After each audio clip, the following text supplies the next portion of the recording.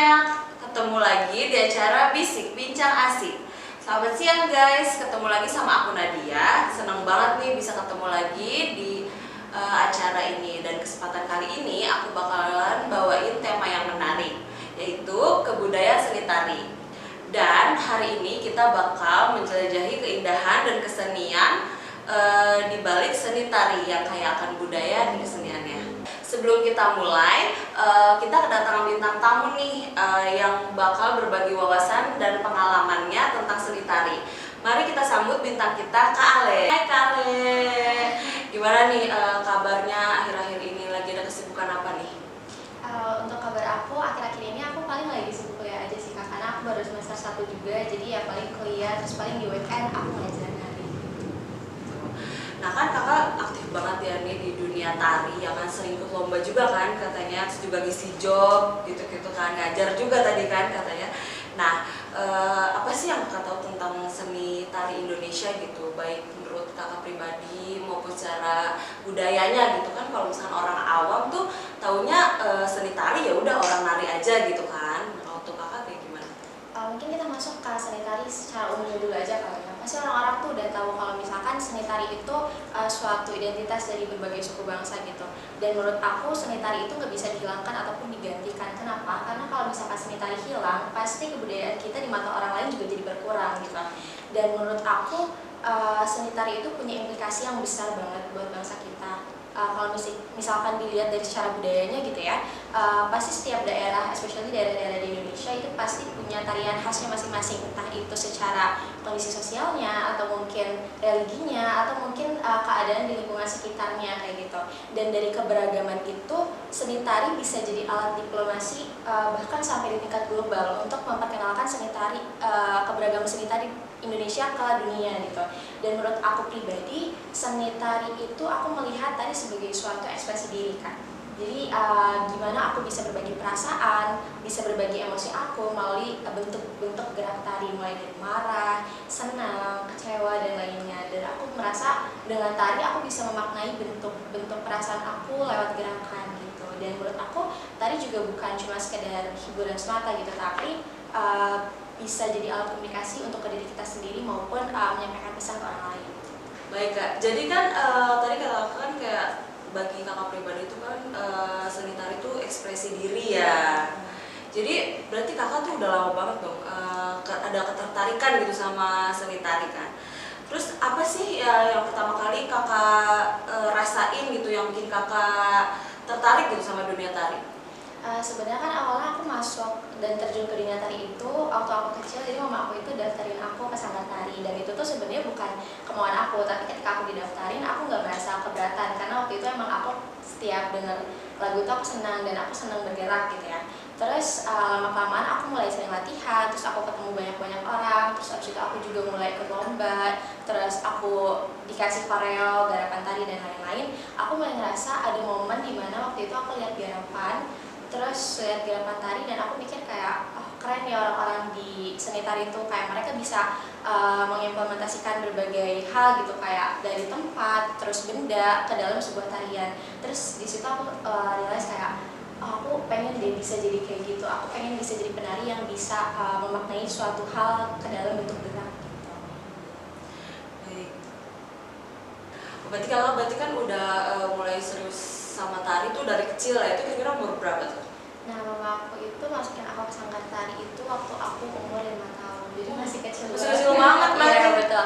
Dan kalau misalkan ditanya kayak mulai tertarik dan seriusnya itu dari kapan, jadi semenjak mama aku masukin aku ke sanggar tari, aku udah mulai serius di dunia tari. Jadi aku latihan serius, aku mulai ikut lomba, terus aku juga jadi delegasi, terus sampai sekarang aku ngajar, dan menurut aku itu kayak bentuk realisasi dari keseriusan aku sekarang.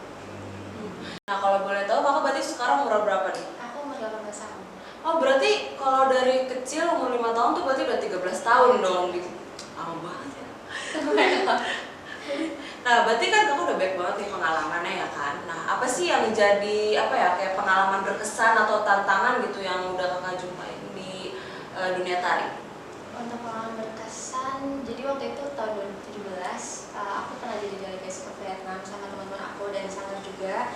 Terus waktu itu aku masih umur 11 tahun kalau nggak salah. Terus kan yang lain tuh udah pada dewasa gitu ya, kakak-kakak teman-teman dari aku. Terus waktu di sana ada momen dimana pelatih aku itu ninggalin aku sama teman aku untuk bisa sosialisasi sama penari-penari lain dari negara lain gitu waktu itu. Dan waktu itu juga bahasa Inggris aku kan belum bagus banget, terus masih basic banget, dan aku disitu merasa sedikit ke-pressure, tapi seru juga karena aku jadi bisa ngobrol sama penari-penari lain dari negara lain. Terus apalagi latar belakang mereka juga bahasanya beda, tariannya beda, dan semuanya beda gitu. Terus aku juga di sana diajarin untuk bisa ngajarin tarian tradisional ke mereka gitu.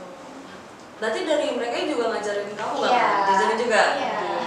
Yang mau tahu apa tuh yang kamu pelajari dari mereka? Dari... Waktu itu tuh aku sama negara Malaysia, Singapura juga, dan mereka itu kebetulan waktu itu bawainnya tarian hip hop. Oh. Iya, jadi emang genrenya beda. Beda-beda berarti. Iya. Berarti ini tuh delegasi ya? Iya, delegasi. Ya, itu berarti genre beda-beda dan nggak harus beda-beda, tradisional. harus tradisional. Berarti nggak harus kayak khas Iya. negaranya itu Iya. enggak. Nah, kalau tadi kan pengalaman berkesan ya. Nah, tuh terus untuk tantangan sendiri buat kakak itu apa? Tantangan ya sebenarnya karena biasanya aku kalau misalkan persiapan lomba gitu, terus untuk show dan lain-lain, kadang ada beberapa waktu yang dimana aku tuh agak sulit gitu untuk ngatur waktunya. Terus biasanya kalau misalkan latihan itu kan sampai malam, terus kadang koreanya itu ada yang susah, yang kayak sampai bullying, terus ngangkat-ngangkat orang, dan itu kan berat ya untuk kita yang perempuan gitu. Terus waktu itu tuh aku sampai sempet yang kayak sampai biru-biru, terus sakit badan dan lain-lainnya, dan itu tuh kita dipaksa untuk bisa hafal Korea dalam waktu segini gitu, dan kita tuh dipaksa untuk mikir keras gitu dalam waktu yang sesingkat itu, dan menurut aku itu tantangannya sih. Jadi kita harus lebih fokus juga dan bisa bagi waktunya. Oh, berarti kamu sekarang kan umur 18 ya, kalau nggak salah. Nah, berarti kamu sekarang masih SMA atau masih kuliah? Aku masuk kuliah, Masuk kuliah. Di mana kuliahnya? Aku kuliah di Universitas Indonesia. Jurusan Ilmu Perawatan. Oh, Dari itu jauh banget. iya. Tapi emang pendidikan sama hobi beda ya. Terus, nah kamu kan kuliah ya, berarti gimana sih kamu cara bagi waktunya antara kuliah sama latihan nari? Terus kamu juga ngajar kan?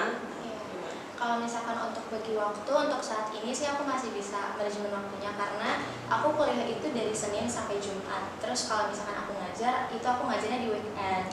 Jadi kalau semisal aku udah selesai ngerjain tugas-tugas aku dan aku ada waktu senggang, biasanya waktunya aku pakai untuk ngelakuin hal-hal yang aku suka. Salah satunya dengan latihan nari tadi. Beda sama waktu aku masih SMA, itu tuh aku full day kan, dari pagi sampai sore. Terus biasanya aku masih aktif banget ikut lomba dan ikut show-show waktu SMA. Jadi dari pagi sampai sore aku sekolah, terus lanjut latihan lagi sampai malam. Jadi itu tuh selama berhari-hari aku selalu kayak gitu kalau misalnya di SMA. Kalau sekarang aku lebih senggang sih, latihan narinya paling aku di rumah, terus weekendnya baru aku pergi untuk konser. Baik. Tapi kamu pernah nggak kayak merasa capek gitu, kayak aduh bosen ya lama-lama kayak gini terus gitu?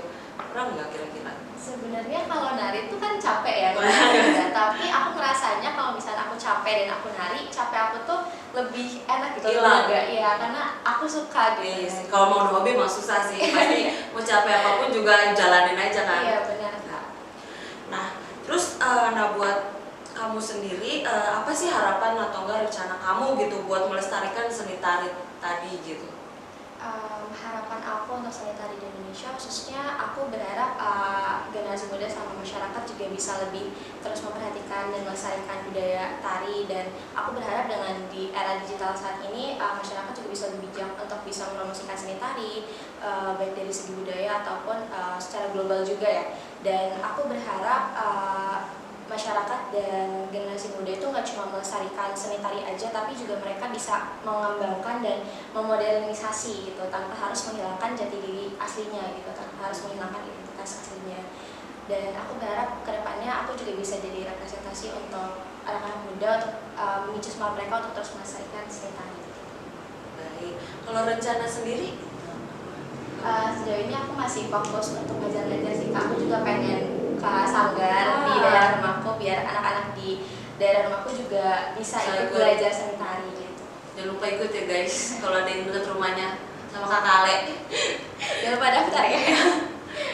Nah, setelah ngobrol seru tadi gimana nih guys? Ada yang langsung tertarik nggak sama kesenian tari? Atau enggak langsung tertarik nih mau jadi penari juga?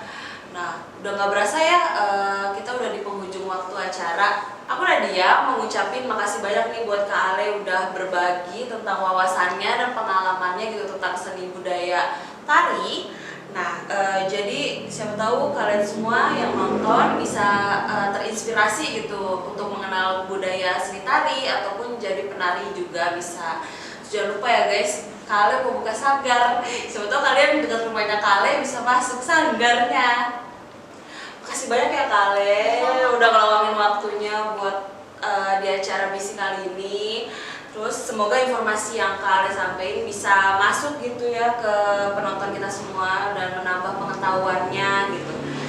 Nah, sampai jumpa kembali di Bisik Bincang Asik. Bye bye.